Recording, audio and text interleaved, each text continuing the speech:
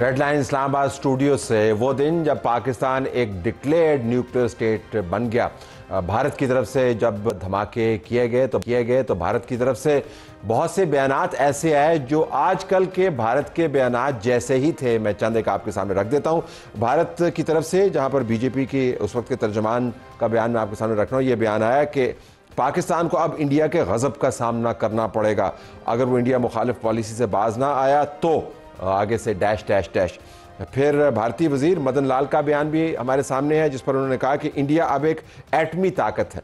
अगर पाकिस्तान अब कोई दूसरी जंग चाहता है तो दिन और वक्त का तयन करे, क्योंकि इसके लिए अब हम तैयार हैं।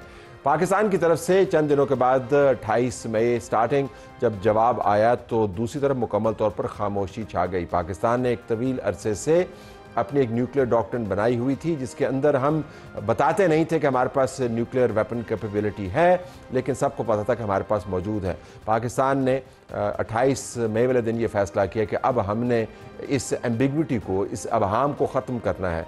उसकी कीमत भी पाकिस्तान को चुकानी पड़ी। पाकिस्तान के ऊपर सैंक्शंस लगी, पाकिस्तान को लालच दिए गए, लेकिन पाकिस्तान ने जो साइंटिफिक बुनियाद बना दी थी AQ खान की काविशों की वजह से, समर मुबारक मंद की काविशों की वजह से, मुनीर अहमद खान की काविशों की वजह से और सैकड़ों हज़ारों इंजीनियर्स और साइंसदानों की काविशों की वजह से जो बुनियाद बना दी थी, उसको हम कमज़ोर नहीं करना चाहते थे। आज अगर हिंदुस्तान छोटी जंगों के ज़रिए अपना गुस्सा निकाल रहा है तो उसकी बुनियादी वजह यह है कि बड़ी जंग के वो काबिल नहीं है। पाकिस्तान का न्यूक्लियर प्रोग्राम पाकिस्तान की आन और शान है, और अगर कोई पाकिस्तान के अंदर एक इत्तफाक है किसी नुक्ते के ऊपर, 99.99% लोग ये मानते हैं कि पाकिस्तान के लिए न्यूक्लियर वेपन्स नागुज़ीर हैं। मौजूदा हालात ने यह साबित भी कर दिया कि ये इत्तफाक राय सिर्फ एक मैथोलॉजी नहीं है। हमारे यहाँ पर न्यूक्लियर बम को पूजने वाले नहीं हैं, बल्कि हकीकी ख़तरात के पेश नज़र अब हमारा ये न्यूक्लियर बम हमारी सर्वाइवल के साथ जुड़ा हुआ है। आज के प्रोग्राम में हम खुसूसी गुफ्तगू करेंगे, जानना ही चाहेंगे कि हिंदुस्तान एक तरफ से पाकिस्तान को धमकियां दे रहा है और दूसरी तरफ से न्यूक्लियर वेपन्स के होने के बावजूद अपनी कन्वेंशनल कैपेबिलिटी को भी बढ़ा रहा है और धमकियां पे धमकियां और नई वेपन्स परचेजेस कर रहा है। पाकिस्तान के लिए जो माशी तौर पर मुश्किल हालात में से गुजर रहा है, आने वाले दिनों में बड़ी सख्त चॉइसेस होंगी। मुईशदान इसको गन्स वर्सेस बटर चॉइस कहते हैं, यानी बंदूक के ऊपर आप लगा लें या लोगों को रोटी फराहम कर दें। पाकिस्तान ने अगर इस रेस में अपने आप को मुकद्दम रखना है, महफूज रखना है और हिंदुस्तान की दहशतगर्दी का मुकाबला करना है, तो कहीं ना कहीं जाके हमें इस सवाल का जवाब तलाश करना होगा। तो प्रोग्राम के पहले हिस्से में हमारे पास इस सवाल का जवाब देने के लिए मिफ्ता इस्माइल साहब मौजूद हैं, जो साबिक वज़ीर ख़जाना हैं, सेक्रेटरी जनरल हैं अवाम पाकिस्तान पार्टी के और बाकायदा क्वालिफाइड इकोनॉमिस्ट हैं। मिफ्ता साहब, आपका बहुत शुक्रिया, हमारे साथ रहिएगा। हम दूसरे अपने मौज़ूआत का भी तारुफ करवा दें। इसी प्रोग्राम में नाज़रीन हम बात करेंगे कि कम उम्र बच्चियों की शादियां एक बहुत बड़ा मसला है पाकिस्तान में। बहुत अच्छा कानून पास हुआ जिसके अंदर 18 साल से नीचे की शादी को गैर कानूनी करार दिया गया। अब इस्लामी नज़रियाती काउंसिल ने इसके ऊपर दोबारा से बाद अज़ कानून साजी के एतराज़ात जड़ दिए हैं। इसके ऊपर हमारे पास अरबाम सलमान साहिबा होंगी, जो माहिर कानून है, एडवोकेट हाई कोर्ट की। वो हमें बताएंगी कि अब इस मामले को किस तरफ ले जाया जा सकता है और ये कानून कितना अच्छा है बच्चियों के लिए। हम इसी प्रोग्राम में नाज़रीन मौसमियाती तब्दीली का एक ऐसा पहलू भी हाईलाइट करेंगे जो अमूमी हमारे नज़र से गुजर जाता है, लेकिन उसके खुसूसी असरात हमारी जान पर मुरतब हो सकते हैं। बिल बोर्ड्स, शहरों के अंदर बिल बोर्ड्स की भरमार है। इस्लामाबाद के अंदर कैपिटल डेवलपमेंट अथॉरिटी और इंतज़ामिया ने मिलकर जो गैर कानूनी बिल बोर्ड्स हैं उनके ख़ात्मे का एक की कैंपेन चला रहे हैं। हमारे पास अली रंधावा साहब मौजूद होंगे, चेयरमैन CDA में, बता रहे होंगे बिल बोर्ड्स को वो कैसे करेंगे। स्टार्ट करते हैं मिफ्ता इस्माइल से। मिफ्ता साहब, बहुत शुक्रिया। पहले तो ये बताइएगा कि पाकिस्तान को अब मुश्किल चॉइसेस का सामना है। हिंदुस्तान की तरफ से जो इल्ज़ामात आ रहे हैं, जो धमकियाँ आ रही हैं, उसके पेश नज़र आप बताइएगा कि हमारे पास ऑप्शंस क्या महदूद हैं, खुली हैं, और फिर मैं आपसे बात करूंगा कि हमारे पास वसाइल कहां से हमने जनरेट करने हैं, क्योंकि अगली दहाई बड़ी अहम है। Go ahead. शुक्रिया तरस भाई। देखें, जब आपके पास न्यूक्लियर डिटरेंट है, हिंदुस्तान के पास एक न्यूक्लियर डिटरेंट है, सो न्यूक्लियर वॉर तो मुमकिन नहीं है और अल्लाह करे ना हो कभी भी। लेकिन हमारे लिए इतना कन्वेंशनल डिटरेंट हमारे पास होना चाहिए कि हमको वहां जाने की जरूरत ना पड़े। जिस तरह इस बार आपने देखा कि हिंदुस्तान ने पहली रात को मसाजिद शहीद की, दीगर चीजें की, तो एक हमने उसी वक्त उनके जहाज गिरा दिए। उसके बाद हमने उधर ड्रोन भी भेजे और उधर जाके फिर उनके घरों में हमने जाके उनकी चीजों में जाके हमने मिसाइल्स मारे। तो आपके पास एक कन्वेंशनल कैपेसिटी होनी चाहिए, और जितनी अच्छी कैपेसिटी होगी इतना ज्यादा न्यूक्लियर वॉर से आप दूर हटेंगे अगर आपके पास कन्वेंशनल वॉर होगी। अब चूंकि जो जो जो जंग का जो मयार हो गया है वो मोदी के आने के बाद ये हो गया कि जब उसको मईशत सॉरी उसकी सियासत में जरूरत पड़ेगी तो वो जंग करते हैं। जब भी उनको सियासत में इलेक्शंस आ गए, बिहार के इलेक्शंस आ गए, कौमी इलेक्शन उनके आ गए, तो वो जाएंगे। तो अब हमको थोड़ा सा तैयार रहना पड़ेगा। तो आई थिंक कि नाउ आई थिंक कि ये बात तो तय हो गई है कि थोड़ी सी डिफेंस के अंदर एक्सपेंडिचर्स आपको बढ़ाने पड़ेंगे थोड़े से। आप अगर हिंदुस्तान अपग्रेड करेगा, F-35 लेके आएगा, तो हमें J-35 वगैरह वगैरह वो जो भी होगा, लेकिन पैसे उसमें और लगेंगे। और अब जो आपने ये बात की कि गन वर्सेस बटर, तो आई थिंक कि थोड़ा सा हमको उधर गन्स तो खर्च करने पड़ेंगे। अब सवाल ये है कि ये पैसे कहाँ से आएंगे? क्या आप नौकरी पेशा लोगों के जेब पे मजीद वजन देंगे, या आप कुछ हुकूमत के अखराजात हैं जैसे PSDP है, अच्छा, मैं कहता कलामी मैं ये जो हमने वसाइल कहां से लेने, इसके ऊपर मैं पूरा अभी आपके साथ सेगमेंट करता हूं, लेकिन पहले जरा इस मामले को खोल लीजिए। आपने फरमाया कि जो रिवायती हथियार हैं वो हमारे पास इतने होने चाहिए कि मुंह तोड़ जवाब दिया जाए, जैसे हमने मुंह तोड़ जवाब दिया, और ताकि न्यूक्लियर खतरात से हम दूर रहें। लेकिन मसला ये है कि जब दूसरी तरफ से रिवायती हथियारों की ज़्यादा ख़रीद होगी, जब वो रिवायती हथियारों में अपनी अफादियत ज़्यादा बढ़ाएंगे, तो हमें भी फिर ज़्यादा असला परचेज़ करना होगा। हमने ये कोल्ड वॉर में देखा है कि न्यूक्लियर वेपन्स होने के बावजूद दोनों, उस वक्त का USSR और USA, उन्होंने अपनी रिवायती हथियारों के अंदर बहुत ज़्यादा इन्वेस्ट किया।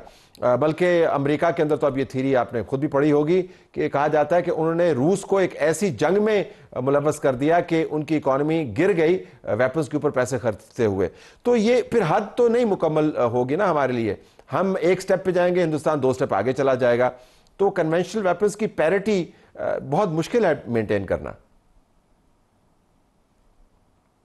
चलो भाई देखें, हमारा क्योंकि एग्रेसिव स्टांस नहीं है, तो हमको पैरिटी नहीं चाहिए। हमको तो एक इतना स्टैंस चाहिए कि आप हमारे पास आ नहीं सकते। You can not take an inch of Pakistani territory, number 1।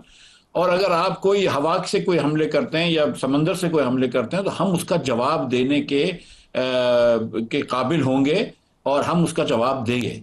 जो इसके अंदर देखें, एक मर्तबा जो सच्ची बात है कि एक जो आपको इस बार जो क्रेडिट देनी पड़ेगी आर्म फोर्सेस की लीडरशिप को, कि वो एक थोड़े से मुस्बत थे और डरे हुए भी नहीं थे। ठीक है, रिस्ट्रेंट जरूर थी, लेकिन डर नहीं रहे थे कोई भी। तो ये भी बहुत जरूरी है। आई थिंक कि थोड़ी सी ज्यादा बहादुरी दिखाई हमने 2019 के तहत के मुकाबले में। लेकिन that said, the fact is कि हमको पैरिटी तो नहीं करनी, लेकिन हमको इतना तो जरूर होना चाहिए ना। मजबूरी है, इस नेबरहुड में आप रहते हैं तो आपको कुछ तो करना पड़ेगा। और हिंदुस्तान इस वक्त क्योंकि उसकी मईशत असेंडेंसी में है, तो वो मईशत पे वो अखराजात बढ़ा रहा है फौज के ऊपर, ताकि हमको भी बढ़ाना पड़े। हम वो उनकी ये सोच होगी कि हम नहीं कर सकेंगे। हमको इसके जवाब के अंदर अपनी मईशत को बेहतर करना पड़ेगा। लेकिन असल में जंग जो है वो सिर्फ F-16 J-10 की नहीं है। असल में जंग तो ये है कि हमारे बच्चे जो है वो कितने पढ़े लिखे हैं, हमारे बच्चे कितने पैसे कमा सकते हैं। तो हमको सिर्फ आर्म्स रेस हिंदुस्तान से नहीं जीतनी, हमको इकोनॉमिक रेस भी हिंदुस्तान से जीतनी, और हमको वो भी चीजें ठीक करनी होंगी अपने मुल्क में। मईशत के अंदर अब वो ठीक करना बहुत जरूरी है। जो 10-15 साल से हम बोझ लेके चल रहे हैं, चाहे वो करप्शन का हो, चाहे वो इजारादारियों का हो, चाहे वो दीगर चीजों का हो, उन बोझों को अब साइड पे हटाना पड़ेगा। कुछ असलाहत करने पड़ेंगे बिजली के मामले में, सूबों के मामले में, लोकल गवर्नमेंट। देखिए, आप जो है ना, आप पॉलिसी प्लानिंग भी आपने की है, आपने एकेडमिक रिसर्च भी की है, आप दुनिया के बेहतरीन यूनिवर्सिटी से डिग्री होल्डर भी हैं। तो हम उसी आपकी जो क्वालिफिकेशन है उसके पेश नज़र नाज़रीन की सहूलत के लिए मामलात को फौरी मामलात में निस्बतन दूररस नताइज वाले मामलात और दूर परे वाले मामलात में तब्दील कर देते हैं। फौरी मामला ये है कि हिंदुस्तान फौरी तौर पर डिफेंस परचेजेस कर रहा है। फौरी मामला ये है कि फौरी तौर पर उसकी तरफ से खतरा है। फौरी मामला ये है कि हमें भी फौरी तौर पर खतरा से निपटना है। सो अगले 2-3 साल में वो रिफॉर्म ठीक है, तालीम में भी हमें इन्वेस्ट करना चाहिए, सेहत में भी इन्वेस्ट करना चाहिए, लेकिन ज़रा वो दूर के मामलात हैं। तो आपको पता है बतौर फाइनेंस मिनिस्टर कि डिफेंस परचेजेस आर एक्सपेंसिव, तो मैं ये जानना चाहूंगा कि फौरी तौर पर अगर हमें एंड ये इन काम dollar and in dollars foreign exchange के जरिए, तो हमें फौरी तौर पर क्या ऑप्शंस हैं हमारे पास? देखिए तरस भाई, जो मैंने जो सुना है हुकूमत के लोगों से, दीगर लोगों से, कि 2-2.5 बिलियन डॉलर्स का एडिशनल हमको डेवलपमेंट पे खर्चा करना पड़ेगा, आर्म फोर्सेस की डेवलपमेंट पे, 500-600 अरब रुपए डॉलर्स के अंदर। हुकूमत पाकिस्तान वैसे भी करती है, लेकिन इसमें थोड़ा सा मतलब एडिशनल आपको समझ लीजिए, बिलियन से 2 बिलियन डॉलर एडिशनल आपको बिलियन लगेगा आपको। क्योंकि अल्लाह की मेहरबानी से हमारे कुछ ऐसे दोस्त हैं, चीन हो गया, टर्की हो गया, कि जिनसे हम ले सकते हैं, किस्तों पे ले सकते हैं, लेकिन बहुत ज्यादा डिले नहीं कर सकते। लेकिन हमने कुछ पिछले भी कुछ पैसे लोगों के देने होते हैं। थोड़े से हमको थोड़े से उसके लिए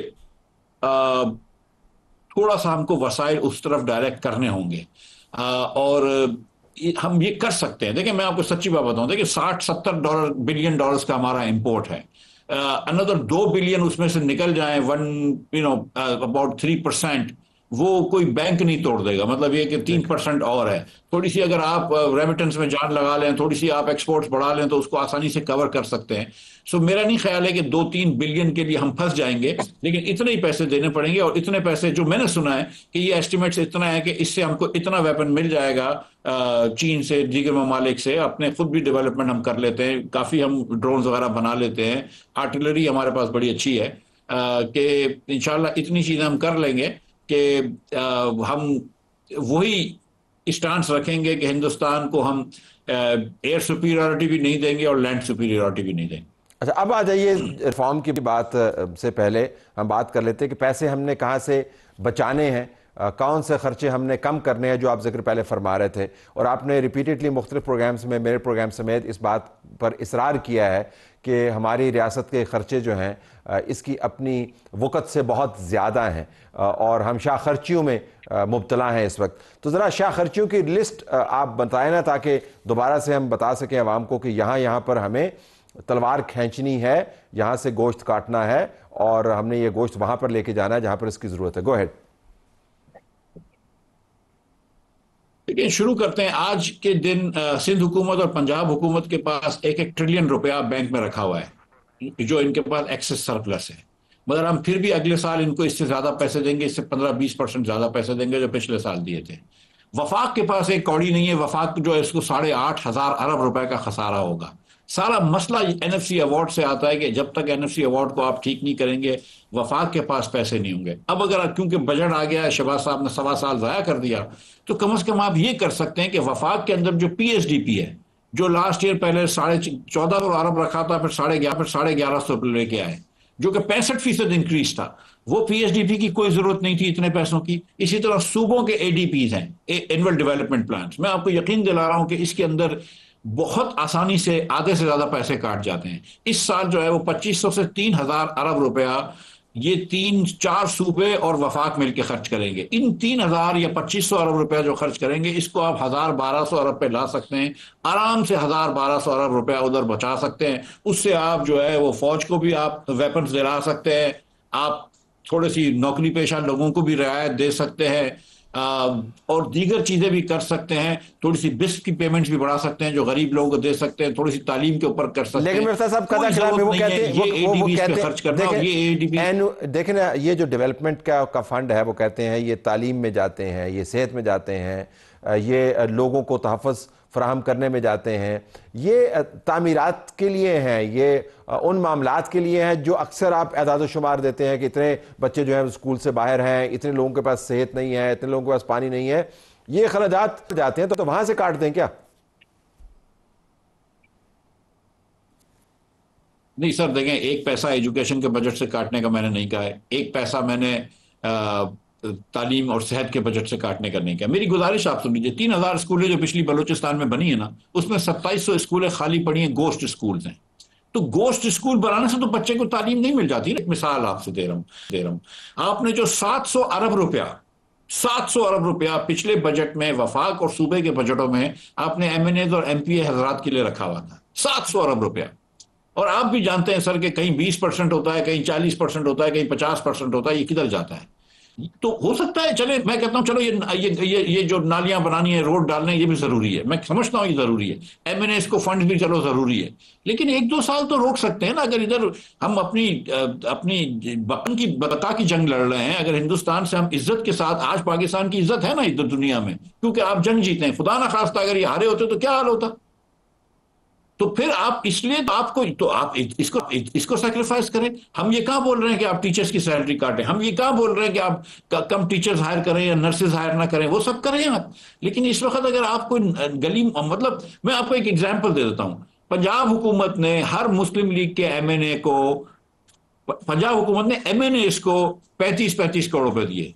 वफाक ने हर एमएनए को, मुस्लिम लीग के पंजाब के 25-25 करोड़ रुपए दिए। वो 60-60 करोड़ रुपए वो अपने प्रोजेक्ट्स बनवाते हैं। अगर वो एक साल नहीं बनवाएंगे, अगले साल 70 करोड़ रुपए मिलेंगे। वो ना बनवाएं तो क्या फर्क पड़ेगा। इसी तरह पीपल्स पार्टी भी जो है वो अपने एमएनए और एमपीएस को पैसे बांटती है। वो बिल्कुल नजर नहीं आते, लेकिन कहीं ना कहीं तो लगते हैं वो पैसे। केपी के अंदर माशाल्लाह से आप जानते हैं कि क्या हो रहा है। सो अगर हम मिन हासिल कौम ये समझते हैं कि हमारा दिफा भी बहुत जरूरी है, मिन हासिल कौम हम ये समझते हैं कि हमारे बच्चों को तालीम देना भी बहुत जरूरी है, और इसमें हम फेल हो चुके हैं। 10 में से 8 पाकिस्तानी बच्चा 10 साल का नहीं पढ़ सकता है 2 जुमले उर्दू में। अगर ये हम दोनों चीजों में फेल हो गए हैं, तो फिर हमको क्या जरूरी नहीं है कि इस साल हम थोड़ी कम कर दें, थोड़े से रोड रास्ते कम कर दें, थोड़ी अपनी प्रायोरिटीज चेंज करें। इस साल हम दिफा में दे दें पैसे, बिस्क में पैसे दे दें, तालीम पे लगा दें, और टैक्स लोगों की थोड़ी सी नौकरी पेशा लोगों को छूट दे दें। रियासत के हुजूम पर भी बात कीजिएगा। पाकिस्तान की रियासत का हुजूम मौजूदा हालात में आपको कैसा लगता है? बहुत ज़्यादा है, बहुत बड़ा है? कहाँ से हम जो है एक्स्ट्रा फैट काट सकते हैं? देखिए, अब अगेन देखिए, वफाक के पास 18,000 अरब रुपए का बजट है। 18,000 अरब से आप क्या काट सकते हैं, मैं आपको बताऊं। 9,000 अरब रुपए तो इन्होंने सूद में भर दिए, तो अब आपके पास रह गए 8,000 अरब। उसमें से जो लोगों को बुरा लगता है हर वक्त, वो बिस्क बुरा लगता है। गरीब लोगों को पैसे देते हैं तो हम बोलते हैं इनको भिखारी बना दिया। हम बड़ी बड़ी कंपनियों को, बड़े बड़े सनतकारों को जाके सब्सिडी देते हैं। हम कोई नहीं कहता कि उनको हमने भिखारी बनाया। आपको करना है, अगर रियासत को आपको हजम छोटा करना है, तो आपको निचकारी की तरफ जाना पड़ेगा। 109 अरब रुपए आपने इस साल रेलवे की को दिया है, जो इस वक्त माली साल है। अगले माली साल में आप प्रोबेबली 120 अरब रुपया रेलवे पे जाया करेंगे। 120 अरब रुपया। आप पीआईए के अंदर 100 अरब रुपए का नुकसान करते हैं। ना आप रेलवे के रिफॉर्म कर रहे हैं और निचकारी कर रहे हैं, ना पीआईए की निचकारी की है, ना बिजली की कंपनियों की निचकारी की है। आन के अंदर हम इस खित्ते की महंगी तरीन बिजली बेचते हैं, लेकिन फिर भी बिजली की कंपनियों को नुकसान होता है। आप पता नहीं हम ये किस तरफ लेके चल रहे हैं। लेकिन हम ना निचकारी कर पा रहे हैं, ना उसको प्रोवेंशलाइज कर पा रहे हैं, ना उसकी हम रिफॉर्म्स कर पा रहे हैं। हमने अपने ओवर द इयर्स आहिस्ते आहिस्ते इतने सारे बोझ उठा लिए जो हमारे कांधे जिसके लिए नहीं थे तैयार, कि हम अब नहीं काम कर रहे। तो वफाक में तो सच्ची बात है कि यस, थोड़ी बहुत फैट जरूर है, लेकिन वफाक को अपनी पॉलिसी को श्रिंक करना होगा, निचकारियां करनी होगी। जो असल फैट है वो सूबों में है, क्योंकि आपने जो 13,000 अरब रुपया, जो 12,000 अरब रुपया जो आपने टैक्स जमा किया है, उसका आपने 60% पैसा सूबों को दे दिया है। वो अपना टैक्स जमा नहीं करते, बस वो अखराजात करते रहते हैं। तो मैं आपको मिसाल देता हूं कि एयर एम्बुलेंस हमने बनाई है पंजाब में। अच्छी बात है, चलो एम्बुलेंस बनाइए, लेकिन अब आप उसके एयर एम्बुलेंस पहले बनाइए। अब आप एयर ताकि वो जहाज उतर सके। जहां जहां एयर स्ट्रिप्स ऑलरेडी हैं पंजाब में, वहां पे तो डिस्ट्रिक्ट हॉस्पिटल्स हैं। पंजाब में आप कहां पे भी हो, 2 घंटे से ज्यादा तो दूर नहीं है आप डिस्ट्रिक्ट हॉस्पिटल से। तो क्या बेहतर नहीं था कि 300 आप सुजुकी की एम्बुलेंसेस डाल देते? क्या उससे ज्यादा जाने नहीं बचती? ये शो प्रोजेक्ट नहीं करते? ये जो आप ग्लास ट्रेन नहीं बनाएंगे लाहौर इस्लामाबाद से मरी तक, पिंडी से मरी तक, तो शायद उससे कोई फर्क नहीं पड़ेगा। सिंध में तो पता नहीं क्या एक सिस्टम चल रहा है, समझ ही नहीं आती कि 3,500 अरब रुपए का बजट कहां जाता है। ऐसा नहीं है कि फैट नहीं है, आई प्रॉमिस यू बहुत ज्यादा फैट है। इधर तक फैट है कि जब सूबे आपको जो कहते हैं कि हमारे पास इतनी गंदम पड़ी, उतनी गंदम भी पीछे नहीं होती। 5-5 लाख टन कम हो जाती है गंदम। आई हेयर यू मिर्जा साहब, बहुत शुक्रिया। आपने तवज्जो दिलाओ नोटिस दिया कि पाकिस्तान के हालात क्या हैं और ज़रूरियात क्या हैं और हमारी आदात क्या हैं। अगर हमने हकीकी तौर पर इन ख़तरात का इदराक करना है, जो कि हमें हो जाना चाहिए, तो फिर हमें अपनी आदात भी तब्दील करनी होंगी, अतवार भी बदलने होंगे। ये बजट सिर्फ मरकज़ के हवाले से अहम नहीं है, बल्कि सूबों के अंदर किस तरीके से एलोकेशंस होगी उस हवाले से भी अहम है। और NFC अवार्ड के तहत जो एलोकेशंस होती हैं वो तो एक बड़ा पुराना मसला बन गया है, लेकिन अब उस मसले को दिफा के ज़ाविये से हमने देखना है। स्टे ट्यून, प्रोग्राम हमारा जारी है।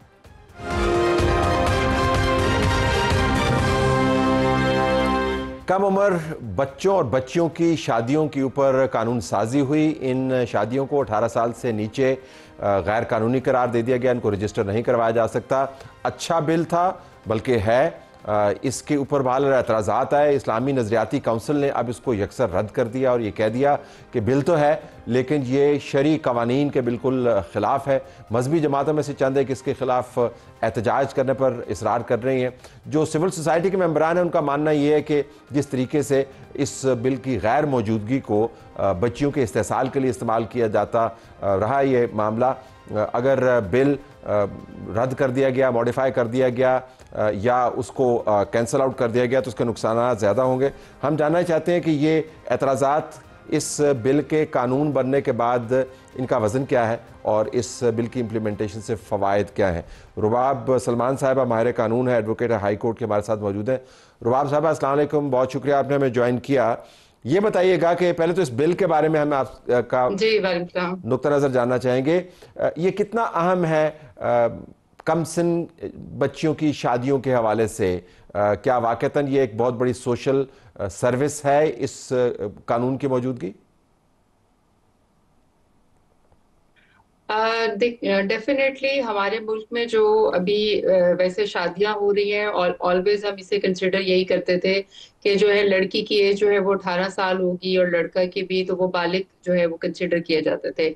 और जितनी भी सो कॉल्ड हम जिसे कोर्ट मैरिजेस कहते हैं वो भी इसी बिहाफ पे जो है वो हो रही थी कि 18 साल का लड़का और लड़की जो है दे कंसिडर सोशली उन्हें समझा जाता था कि वो बालिग हैं और वो शादी कर सकते हैं।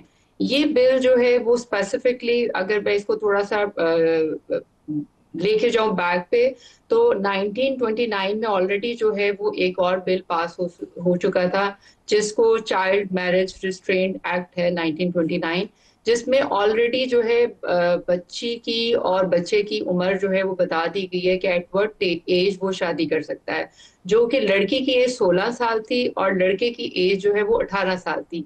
अब जो है इस बिल में जो अभी रिसेंटली जो है वो असेंबली में पास हुआ है उसमें जो है उसकी एज लड़की की वो एक्सटेंड कर दी है, वो भी 18 कर दी है और लड़के की भी एज 18 कर दी है। So this is the difference. दूसरी बात इंपॉर्टेंट जो मैंडेटरी कर दी है वो ये कर दी है कि उनका सीएनआईसी होना जरूरी है, क्योंकि बाद में जो है बहुत सारे लीगल इश्यूज आते हैं लड़की का जो है वो सीएनआईसी ना होने की वजह से उसकी जो शादी है वो एक उसके लिए एक मुहिमा ही रह जाती है। Never it get solve. वो हमेशा यही लगता है कि जी शादी हुई थी नहीं हुई थी, कोई रीजन नहीं है, कोई आईडी कार्ड नहीं है उसके ऊपर, उसके नादरा के ऊपर कोई इसकी रजिस्ट्रेशन नहीं आ सकती, कोई चीज प्रॉम्प्ट नहीं होती, उसका अपना कोई रिकॉर्ड जो है वो सेल्फ बन नहीं रहा होता। दूसरा इसमें ये किया, पहले भी जो है जो अंडर एज 16 से नीचे या 18 से नीचे नाबालिग बच्चों की अगर कोई शादी करते थे तो उसके लिए सजा थी, लेकिन वो सजा जो है वो इतनी ज्यादा उसके ऊपर जो है वो एम्फसाइज नहीं था। इसके अंदर उस सजा को जो है वो स्टैट्यूटरी बढ़ा दिया गया है, वो 7 से 10 साल कर दिए गई है, और जो कि मेरे ख्याल में एक बड़े क्राइम जो है ना उसके अंदर उसका जो है वो अंदर आ जाता है।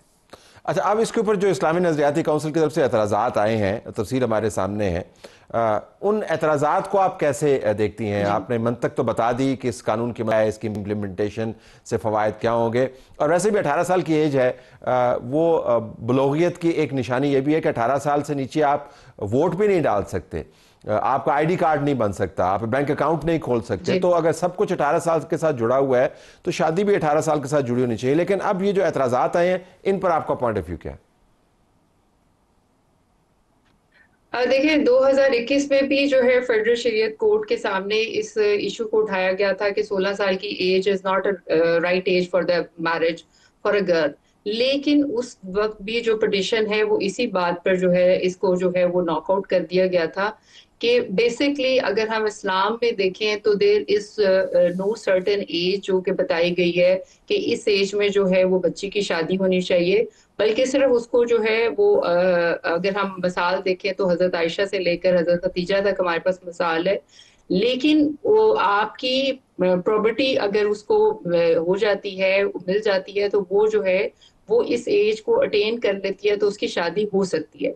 अब इस एज में अगर एक बच्ची जो है जो उसकी शादी हो रही है उसका हम सोशली उसको हम पाकिस्तान में कंसिडर करते हैं कि उसकी जो है वो फिजिकल और एक मेंटल हेल्थ होनी चाहिए, जिसकी वजह से उसकी जो है शादी होनी चाहिए। जो फेडरल शरीयत है, जो 2021 में भी जो हमारा फैमिली लॉ है, और हमारा जो ये है चाइल्ड मैरिज रिस्ट्रेंट एक्ट है, इसके ऊपर भी जब आवाज उठाई गई थी और कहा गया था कि जी ये गलत है, तो तब भी इस चीज को जो है वो निगेट किया गया। अभी ऑब्वियसली फिर दोबारा से वही जो है वो प्रैक्टिस स्टार्ट हो गई है, दोबारा से वही क्वेश्चन। लेकिन अगर हम मेरी भी बहुत सारे स्कॉलर से इसी सिलसिले में बात हुई, कुछ स्कॉलर्स का यही कहना है कि जी जो इस्लाम है वो हमें रिस्ट्रिक्ट नहीं करता, वो हमें किसी एज के ऊपर जो है वो स्टिक नहीं करता कि यही एज होनी चाहिए और इसी में शादी होनी चाहिए। हमारे पास जो शरीयत से मसाले हैं वो भी हमें यही बताती हैं, और यहाँ पर हमें यही बात जो है वो नजर ये ऑब्वियसली ये दौर जो है वो दोबारा से चलेगा, दोबारा से डिबेट्स होंगी। और मेरा नहीं ख्याल है कि इसमें जो है वो हाँ, व्हाट आई से कि 16 से इसको 18 कर देना इज मोर प्रॉपर, बिकॉज आप जो है वो एक पाकिस्तानी सिटीजन होने के नाते जो है वो इसको अपने आप को आइडेंटिफाई कर लेते हैं। आपकी एक जो है वो सिटीजनशिप बन जाती है, और आपका एक नाम होता है, और आपको पता होता है कि now you are going for the second step in life. तो दैट इज वेरी इंपॉर्टेंट। तो मैं ये समझूं कि अगर आप जज होती और दोनों अतराफ के आर्गूमेंट्स सुन चुकी होती तो आपका फैसला हतमी क्या होता कि ये बिल सही है या नहीं? बिल्कुल, दिस इज कंसिडरेबल, क्योंकि जो है वो जब तक सोशली अगर हम देखें, फिजिकल और मेंटल हेल्थ जो है उसको हम उसको पैरामीटर जो है उसको हम साइड पे रख दें, लेकिन एक बंदा जो है हमारे मुल्क में अडल्ट जो है वो 18 साल की उम्र में होता है। बहुत सारी चीजें जैसे CNIC is very important thing, और जिस तरह हम रोज अपनी लाइफ में लिटिगेशन देखते हैं, और जो लड़कियां हैं खास तौर पे वो इस चीज से सफर कर रही हैं। Okay, I have to leave it there. बहुत शुक्रिया नाज़रीन, प्रोग्राम जो हमारा जारी है।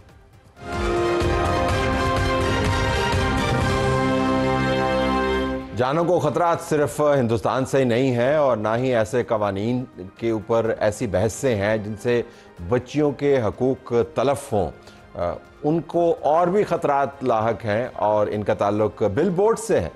हालिया मौसमियाती तब्दीलियों ने बिल बोर्ड्स के मामले को एक और जाविया दे दिया है। सिर्फ आंखों को चुभने वाले ही ये इंस्टॉलेशंस नहीं हैं, बल्कि अब सर पर गिरकर और तबाही फैलाने वाली इंस्टॉलेशंस भी हैं। इस्लामाबाद के अंदर कैपिटल डेवलपमेंट अथॉरिटी ने एक बहुत अच्छा काम किया। इंतज़ामिया ने ये कहा कि जो गैर कानूनी और कमज़ोर बिल बोर्ड्स हैं, अनऑथराइज्ड हैं, उनको आपको फौरी तौर पर हटा देना चाहिए। पाकिस्तान भर में मेरे ख्याल में बिल बोर्ड्स पर ऐसा ही काम होना चाहिए। ज़रा पूछते हैं कि इसके पीछे हिकमत क्या है, और ये बिल बोर्ड्स आए कहाँ से, शहर में लग कैसे गए? अली रंधावा साहब, चेयरमैन CD हमारे साथ मौजूद हैं। रंधावा साहब, अस्सलाम वालेकुम। जी वालेकुम अस्सलाम। ये फरमाइएगा कि अगर ये बारिशों से और हवाओं से तूफ़ानी किस्म की तबाही ना होती तो क्या हमारी तवज्जो ये जो आसमान से ज़रा नीचे लटकती हुई ख़तरनाक किस्म की अमवात के मौक़े हैं बिलबोर्ड्स की सूरत में, उन पर हमारी नज़र जाती या नहीं? थैंक यू सो मच कि आज आपने शो में मदऊ किया। देखें, सबसे इम्पोर्टेंट चीज़ ये कि हमने ऑलरेडी इस्लामाबाद के अंदर बिल बोर्ड्स के ऊपर ना एक बड़ी अच्छी पॉलिसी बनाई है। हमारे एक्चुअली जो रूल्स रेगुलेशन एडवर्टीजमेंट के थे वो बहुत पुराने थे, तो हमने लास्ट ईयर हमने उसको अपग्रेड किया, और इस्लामाबाद के जो ब्यूटिफिकेशन का जो हमारा प्रोजेक्ट था, जिसके अंदर हमने इस्लामाबाद के अंदर अब डिजिटल बोर्ड्स का कॉन्सेप्ट लेके हैं, और आपने खुद तो विटनेस किया होगा कि हम इस्लामाबाद में डिजिटल बोर्ड्स लगा रहे हैं। अब इस्लामाबाद के अपने डायनामिक्स हैं। We being the capital of Pakistan, we wanted to make it one of the most beautiful living capital of the world. तो उसके ऊपर हमने डिजिटल बोर्ड्स की पॉलिसी लेके आए। जब हमने इसको पर जरा थोड़ी सी रिसर्च की तो हमारे पास बहुत सारे ऐसे बोर्ड्स थे जो रूरल एरिया पे ऊपर, और खास तौर पे जब आप इस्लामाबाद के एंट्रेंस पे आए हैं तो बहुत सारे ऐसे बोर्ड्स थे जो पुराने लगे हुए थे, उनकी सेफ्टी सिक्योरिटी का था। तो हमने इसके ऊपर उनको रिमूव करना शुरू किया, और एडवर्टाइजर्स के साथ हमारी डिस्कशन भी हुई। मैं यहाँ पे ये जरूर बताऊंगा और उनका शुक्रिया अदा करूंगा, बहुत सारे लोगों ने वॉलंटरी तौर पे बोर्ड्स हटा दिए। मीनवाइल जो ये आजकल जो थंडर स्टॉर्म स्टार्ट हो गई, तो उसके अंदर हम तमाम बोर्ड्स को चेक कर रहे थे। कल भी जैसे एक इधर वाकया हुआ, शुक्र अल्हम्दुलिल्लाह बचत हो गई, तो वी आर ऑन इट।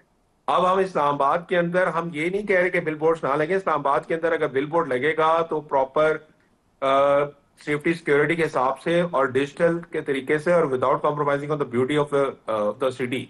आपने देखा होगा बड़ा हैज़ार्ड ग्रोथ हो गई थी बिल बोर्ड्स की, और जिसका जहां दिल करता था वहां पे बिल बोर्ड्स जरा सेफ्टी और सिक्योरिटी के बारे में कथा कलम, जरा सेफ्टी और सिक्योरिटी के बारे में बताइएगा कि सेफ और सिक्योर बिल बोर्ड से मुराद क्या है?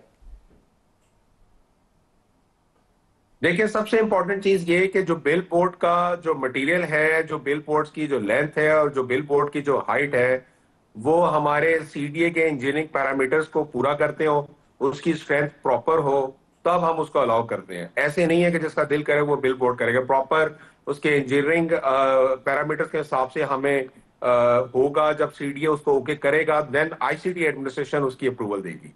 हमने इसलिए दो मुख्तलिफ पैरामीटर्स इसलिए रखे कि हमारा सीडीए का सिर्फ काम है कि ब्यूटिफिकेशन के हिसाब से और इंजीनियरिंग पॉइंट ऑफ व्यू से अगर चीजों को ओके करता है तो आईसीटी इसको ओके करेगा। This is for the security.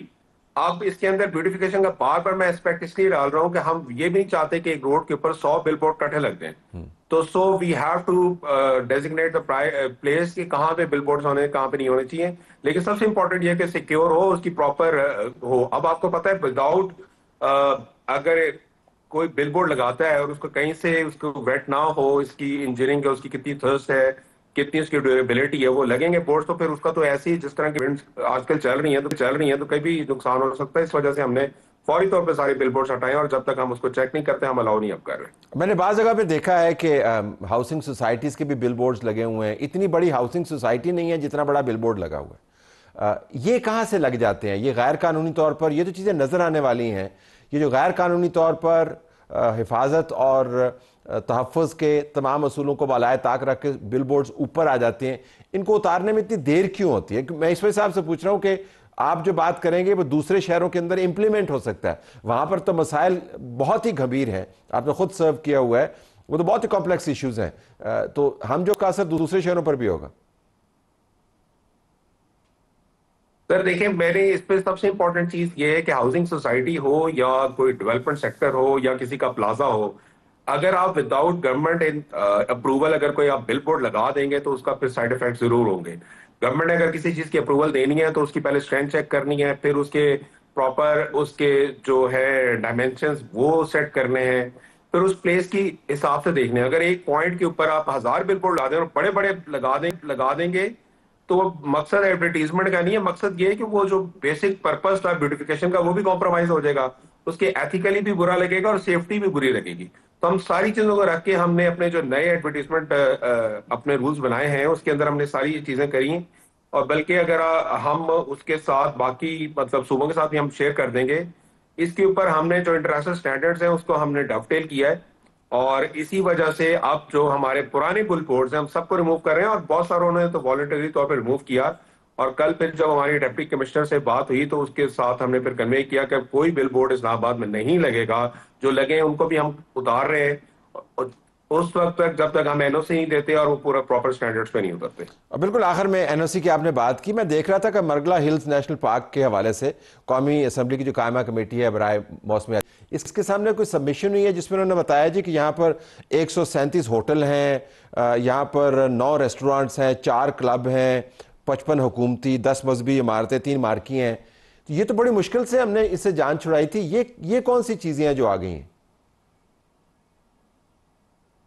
देखिए, मैं इसमें Margalla hill national park basically जो हमारा पहला डिफाइंड था उसके अंदर उसकी थोड़ी सी जो डेफिनेशन है उसमें इब्हाम ये आता है कि अगर उसके अंदर अगर आप रावल लेक को ले लें तो उसके ऊपर कहते हैं कि 2 किलोमीटर का एरिया, तो रावल लेक का 2 किलोमीटर कॉमन सेंस तो ये कहती है कि बेसिकली उसका फ्लड एरिया होना चाहिए। अगर आप रावल लेक को आप सराउंड कर दें, एज अ सर्कल लगा दें, तो उसके अंदर हमारा बहुत इंपॉर्टेंट प्लेसेस कॉन्स्टिट्यूशन एवेन्यू तक आ जाती है। इसके लिए हमने फिर जो अब नया इस्लामाबाद नेचर एंड एक्ट हमारा 2024 आया है उसके अंदर ये कहा है कि Margalla hill national park has to be redefined. Basically Margalla hills जो है ना हमारा क्राउन अगर आप कह सकते हैं इस्लामाबाद का, that is the Margalla hills, but it needs कि हमारा जो रिजर्व फॉरेस्ट है और जो हमारा पुराना कंपार्टमेंट फॉरेस्ट था it has to be reserved. अब वो उसके लिए हमने ये किया है कि हम सर्वे जनरल ऑफ पाकिस्तान को के साथ जो प्रॉपर मार्गला हिल्स जहाँ पे होनी चाहिए वो, और जो पे प्रॉपर नेशनल पार्क डिफाइन होना चाहिए उसको हम कर रहे हैं। और जो मार्गला हिल्स के अलावा एरिया जो जो गलती से अगर उसमें रीडिफाइन हो रहा है उसके अंदर कोई काम करता है तो वो उसके अंदर नहीं आता। अब थोड़ी सी ये कंफ्यूजन है जिसको ऊपर हमने, क्योंकि उस एक्ट यह है कि आपने दोबारा से मार्गला हिल नेशनल पार्क को डिफाइन करना, तो हम उसमें वर्ल्ड वाइड फेडरेशन के थ्रू, वाइल्ड लाइफ बोर्ड के थ्रू, क्लाइमेट चेंज के थ्रू उसको हम रीडिफाइन करेंगे विदाउट कॉम्प्रोमाइजिंग के जो हमारे मार्गला हिल्स है वो प्रिजर्व ही होंगे। इसको हम इसके ऊपर काम कर रहे हैं। थोड़ी सी कंफ्यूजन है, इसके हिसाब से ये 150 होटल्स और इसकी बात आई है। अदरवाइज आप अगर मार्गला हिल्स के ट्रैक पे जाएं तो आपको इस तरह की कोई चीज नजर नहीं आएगी। Okay, I have to leave it there. नजराना साहब बहुत शुक्रिया, आपने हमें ज्वाइन किया। नाज़रीन, हमारी तरफ से यही कुछ इजाजत चाहते हैं। अल्लाह हाफिज।